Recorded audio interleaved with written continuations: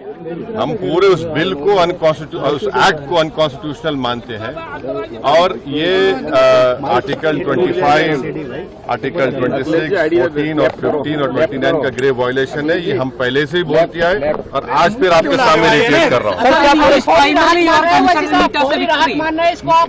No. See, let us be very careful.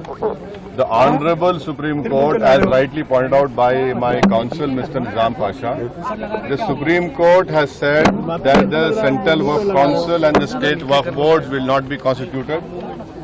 Waqf by user cannot be deleted.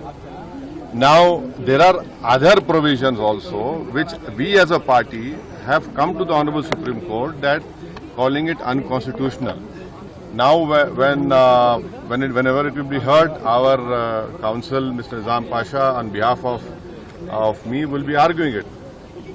As you know very well, that during the deliberations of the Joint Working Committee, I have given a Dyson report opposing all the amendments that were proposed by the government. And during the debate in the Parliament on the consideration or passing of that bill, I have opposed each and every amendment. I have called it unconstitutional.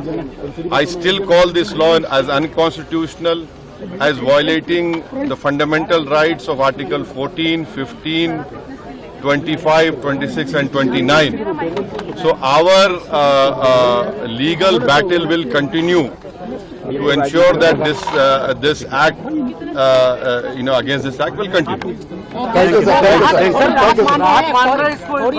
देखिए सवाल देखिए, आपको पूरे उस कानून को समझने की जरूरत है। अब 5 साल का मुसलमान प्रैक्टिसिंग रहेगा, 5 साल प्रैक्टिसिंग मुसलमान का तो रहेगा। अब उसको कौन डिसाइड करेगा? अब कोई महिला है, उसको कौन डिसाइड करेगा? तो ऐसे कई उसमें जो अमेंडमेंट्स के जरिए लॉ बनाया गया है, हम उसके आज भी मुखालिफत कर रहे हैं और कल भी अपोज करते रहेंगे। लीगली हम सुप्रीम कोर्ट में चैलेंज किए, हम उसको उन तमाम चीजों को violation of the fundamental rights मानते हैं। Thank you.